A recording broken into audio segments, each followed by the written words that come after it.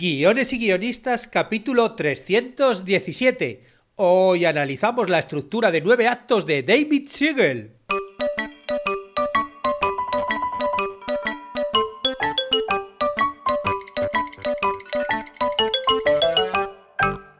Buenos días a todos, bienvenidos a Guiones y guionistas, el podcast con el que todos podemos aprender a hacer guiones y en el que el guionista es el rey y la guionista la reina. Yo soy David Esteban Cubero, vuestro anfitrión, y cada semana salimos al aire con 2 programas en los que vemos un nuevo elemento, técnica o herramienta para que sepáis más del estructurado mundo de los guionistas y el desestructurado arte de los guiones. Hoy traemos al podcast una nueva estructura de guiones de largometraje. Ya hemos hablado de muchas aquí, bueno, pues hoy una nueva. Me refiero a la estructura de 9 actos de David Siegel. Realmente la propuesta no es algo nuevo, porque ya tiene más de 30 años, él lo hizo en los años 80, pero sí que incorpora algunas novedades a lo dicho por otros teóricos, como por ejemplo hablar del doble objetivo o incluir el backstory como uno de los puntos de la estructura, ¿no? El que sería el punto... No, ni el punto 1, es el punto 0. Pero bueno, esto lo veremos más adelante. Antes, como siempre, recordaros que en la plataforma de cursos de guion.com podéis aprender todo lo necesario para escribir guiones y convertiros en guionistas. Tenemos cursos que enseñan a escribir cortometrajes, largos, series, webseries, documentales, cómic, bueno, cualquier cosa. Y también hay otros que te enseñan a crear una marca personal de guionista, a vender un guión o otros elementos que, bueno, pues todos los que nos queremos dedicar al mundo del guión o por lo menos a nivel profesional, pues podamos hacerlo. Y hoy continuamos con el curso de reescritura de guión, que como ya sabéis estamos viendo un método que se conoce el sistema de pases que focaliza cada pase de la reescritura en un elemento concreto del guión. Y en la clase de hoy vamos a ver el pase de estructura. Ha quedado perfecto, ¿no? Hoy que el podcast va sobre estructuras, bueno, pues la clase también de estructura. Bueno, y ahora sí nos vamos con David Siegel y su estructura. Bueno, lo primero, comentaros que si queréis conocer más sobre esta estructura de 9 actos, yo os voy a dejar el enlace a un artículo muy completo escrito por el mismo David Siegel, y bueno, él lo explica con muchos ejemplos, con videitos, y yo lo que voy a hacer en este podcast es traducir y resumir la propuesta pues para que llegue a todos, porque el artículo obviamente está en inglés. Según Siegel, la estructura de 9 actos es un paradigma para comprender cómo funcionan los largometrajes. Porque cuando lees un guión, tú puedes estar como muy interesado en los personajes, en el tema, en el mensaje, en el diálogo, pero lo que tienes que preguntarte es si la historia funciona o no. Y si la historia funciona, según él, la mayoría de las veces tiene la estructura de 9 actos. Y para él, bueno, él deja bien claro en su artículo que la estructura es una herramienta, que no es una receta, no es una fórmula, sino simplemente es una herramienta de escritura. Él en su artículo nos explica cómo entre el año 86 y el 90 pasó mucho tiempo aprendiendo cómo funcionan las películas. Y lo hizo después de escribir un guión que, según sus amigos, no funcionó. Y claro, como no funcionó este guión, según todo el mundo que lo leía, él quería saber por qué. Y bueno, parece ser que el bueno de David Siegel es un tipo muy obsesivo porque, bueno, tirarse 4 años analizando películas para saber por qué no funciona su guión. Pero bueno, el caso es que él alquiló más de 100 películas, entonces estamos hablando de cintas de VHS, y lo que hizo es ver cada una de las películas con un cronómetro y tomando notas de lo que sucedía en cada minuto de cada película. Él lo que estaba analizando era la fortuna del protagonista, ¿no? Esto, bueno, de esto ya hablé cuando hablé de... Bueno, yo creo que fue en una clase, no en un podcast, ¿no? Cuando hablé de Kurt Vonnegut y la forma de la historia, ¿no? Que bueno, es una forma en la que tú vas analizando cómo la película dramáticamente, bueno, pues el protagonista, según si cumple o no su objetivo, puede tener puntos suspensivos o negativos, o sea, puede subir o bajar. El caso es que Siegel pues, analizó todo este tipo de películas y se dio cuenta de que la trama de 2 objetivos aparecía en la gran mayoría de los largometrajes que tenían mucho éxito. Entonces así es como desarrolló los 9 actos y nació la estructura. Después intentó publicar un libro explicando en qué consistía, no lo consiguió, y bueno, el caso es que acabó contando en un sitio web que tenía él en los años 90 todos estos hallazgos. Según Siegel, la gente no entiende la estructura de 9 actos porque están muy acostumbrados a los paradigmas de la historia de Sid Field o de Robert McKee. Para él la estructura de 9 actos es una herramienta mucho más precisa que la estructura de 3 actos. Para él, si la estructura de 3 actos es como una lupa, ¿no?, que te ayuda pues, a analizar la película y ver un poco cuál es la estructura que hay detrás, la estructura de 9 actos es un microscopio. Ole, muy bien ahí Siegel. Para él la clave es centrarse en el objetivo del protagonista, no en la dirección de la acción. En una conversación de guión típica, bueno, pues los guionistas hablaremos sobre las reversiones cada 20 páginas aproximadamente.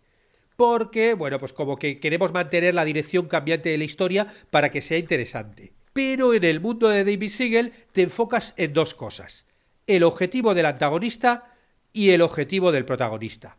Y esas 2 cosas conducen naturalmente al choque de trenes que se desarrolla entre ambos. En su mundo, una inversión es algo muy específico. Es el momento en que el protagonista cambia su objetivo.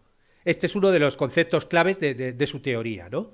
Y que se fundamenta en eso. Cuando funciona la estructura de 2 objetivos que veremos ahora, hay un momento donde pasa de un objetivo a otro y ese es el punto de inversión, el punto clave para él.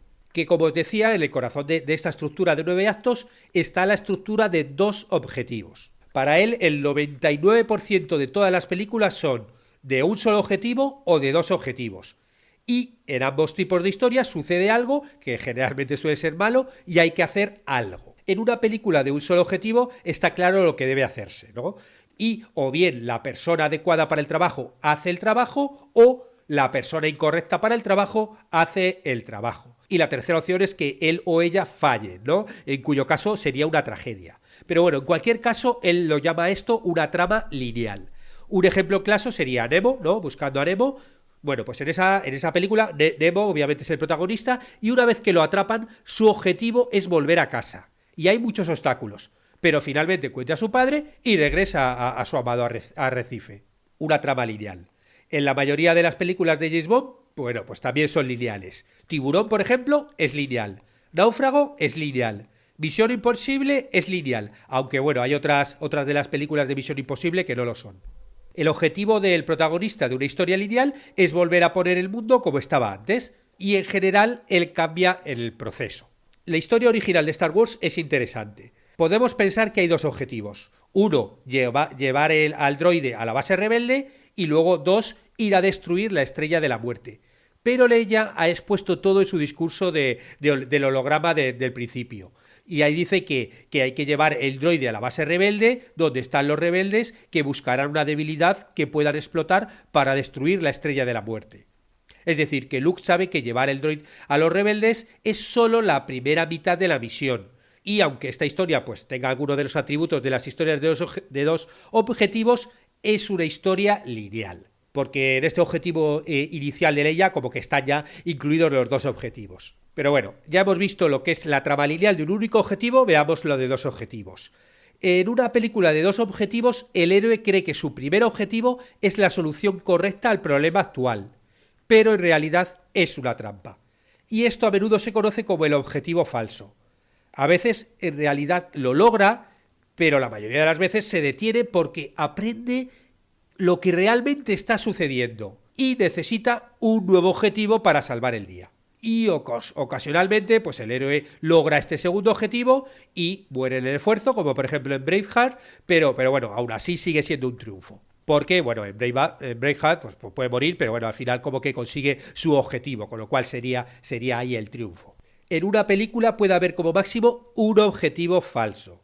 Y para Siegel, la inversión es algo muy específico. Es el momento en el que el protagonista cambia su objetivo. Esto ya lo dije antes y lo repito porque es bastante clave dentro de su teoría de los 2 objetivos. La mayoría de las veces este segundo objetivo tiene un alcance mayor y hay mucho más en juego que el objetivo falso. La mayoría de las veces el segundo objetivo es evitar que suceda el plan del malo, del antagonista.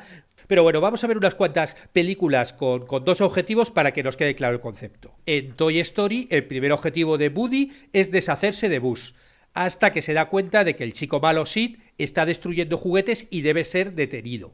El nuevo plan se mantiene en secreto de la audiencia. En E.T. el extraterrestre, el primer objetivo de Elliot es mantener a E.T. como amigo, y su segundo objetivo es ayudarlo a llegar a casa. En Jurassic Park, el primer objetivo de Alan Grant es verificar la seguridad del parque, Y su segundo objetivo es poner a salvo a él y a los niños después de que descubra los huevos de dinosaurio y la tendencia natural de estos bichos, ¿no? de los dinosaurios, de salir de control.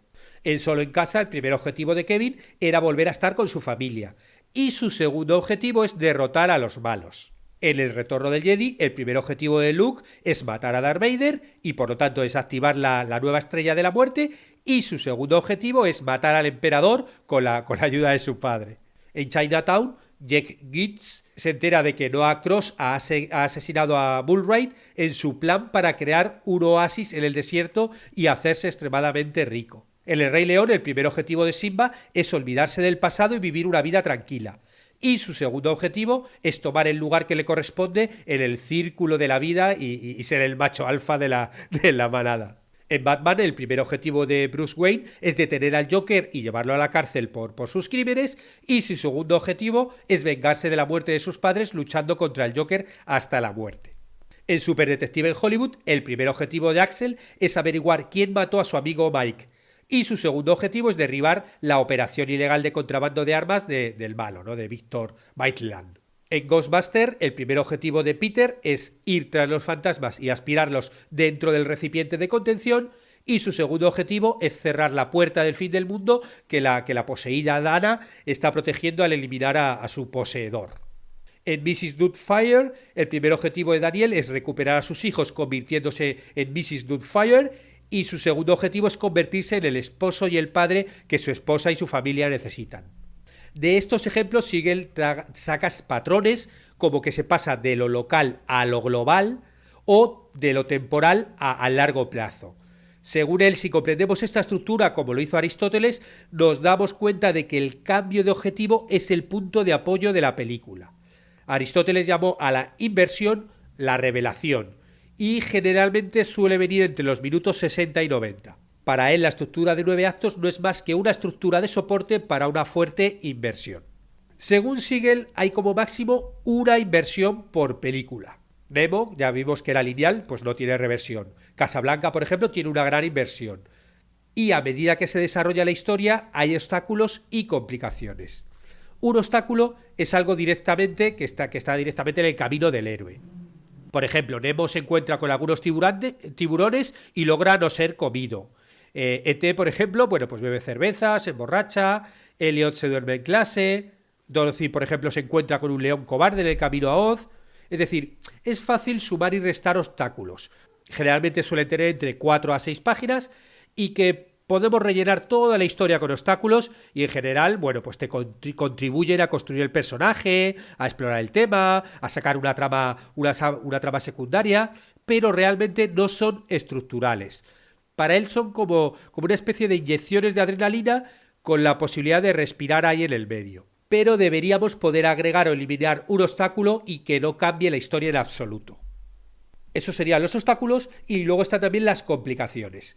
Una complicación lleva al personaje en una nueva dirección mientras persigue su objetivo.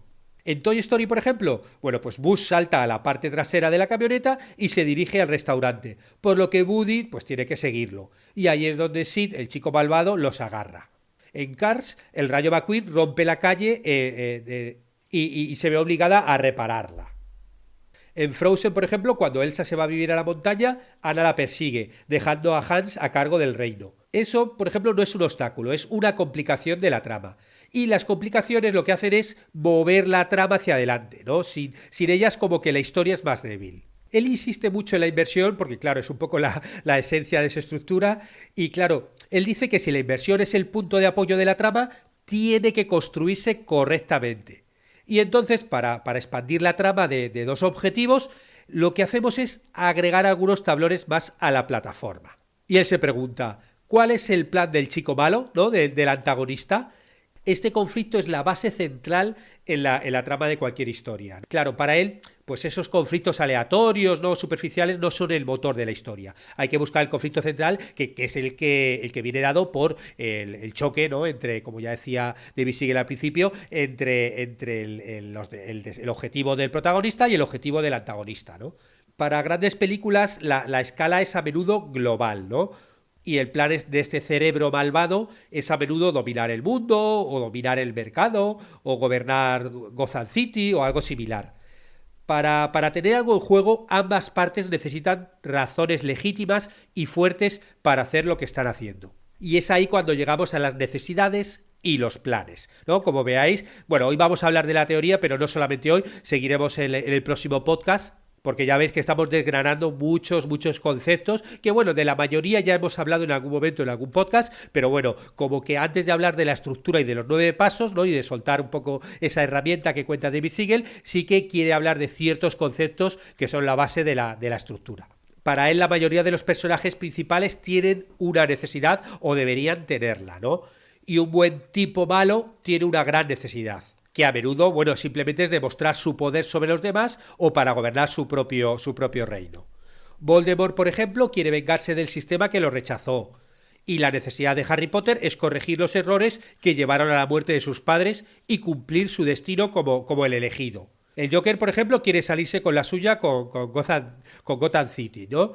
Scar quiere ser el rey del orgullo del león y de toda esta manada. Si bien tanto los antagonistas como los protagonistas tienen necesidades, es el malo quien siempre tiene un plan. Según Siegel, si quieres escribir un guión, siéntate con un papel en blanco y pregúntate, ¿cuál es el plan del malo? ¿No? Del antagonista. Ese es absolutamente el primer paso. Muestra cómo ha estado ejecutando su plan durante años o décadas antes de que se abra la historia. En la página primera o segunda vemos la manifestación de este plan a medida que comienza a ponerse en acción después de años de preparación. Los huesos de la historia, ¿no? Que es como lo denomina él, están hechos del plan del malo. Los chicos malos necesitan ejecutar su plan. Es existencial para él e impulsa la trama hacia adelante. Una vez que tengamos el plan general,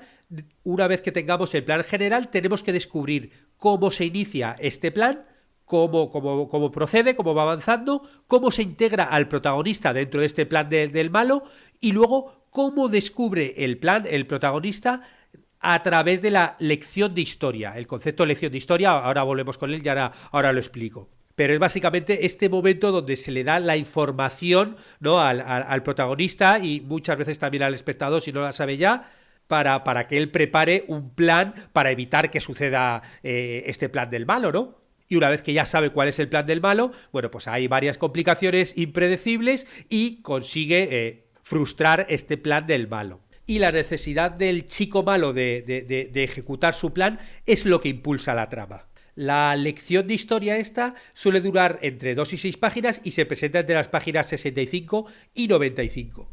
Y casi siempre llega en un momento en que el héroe está en la peor forma, ¿no? En el fondo de su suerte y claro, ya está ahí hundido totalmente y a menudo está cautivo o en la cárcel.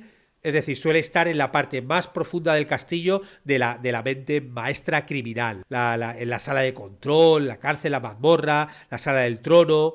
Y muchas veces puede ser una narración muy breve o larga. En El Padrino, por ejemplo, esta lección de historia sucede cuando Corleone se junta con el resto de las familias mafiosas y se ponen a hablar ahí del tráfico de drogas, firman esta especie como medio de paz entre ellos y claro, ahí entre todos revelan un poquito cuál es este megaplan. En Los Increíbles, por ejemplo, hay un momento donde Mr. Increíble se adentra en la guarida del malo y ve un vídeo con los planes para terminar con los superhéroes, ¿no? Se va viendo cómo se ha cargado ya a todos los superhéroes y como que ellos ya son los siguientes, ¿no? En Casablanca, por ejemplo, es el momento en el que vemos a Ilsa pidiendo los salvoconductos a Riggs con una pistola, ¿no? Saca la pistola y se los pide como diciendo, si no me lo quieres dar por las buenas, me lo das por las malas, ¿no? Y bueno, al final le entrega la pistola, se dan un beso y bueno, y se ponen a hablar de París. Según él, una reversión ilegítima es aquella en la que el objetivo del protagonista cambia por cualquier otro motivo que no sea que conoce este plan que había hecho el malo, el antagonista. Hay veces que el héroe y el antagonista son la misma persona, son iguales, como por ejemplo en la peli de El día de la marmota, Atrapado en el tiempo. Claro, en este caso es útil pensar que esta persona tiene 2 personas que trabajan una contra la otra, y la buena puede aprender que la mala ha estado arruinando su vida todo este tiempo. Hay muchas variantes de esto, pero la historia suele girar en torno a darse cuenta de lo idiota que ha sido toda su vida. Esto funciona cuando el propio antagonista eres tú mismo. Luego hay algunas películas como Apolo 13, Náufrago, Forrest Gump o El Marciano que simplemente no tienen antagonista. Y en este caso todo es una pelea o carrera contra el tiempo, problemas mecánicos, contratiempos, la lucha contra el clima, la suerte. Es decir, es posible lograr esto con grandes personajes, con actores famosos y con una buena premisa, pero también es mucho más arriesgado en la taquilla. Y es por eso por lo que la mayoría de las aventuras de exploradores suelen tener un miembro del equipo que resulta ser el malo y cuyo plan ha sido hacerse cargo de la nave o de alguna manera secuestrar la misión. Claro, estamos viendo ejemplos como Náufragos o El Marciano, donde son personas solo, ¿no? Luego en Tiburón, el antagonista, por ejemplo, es el tiburón, ¿no?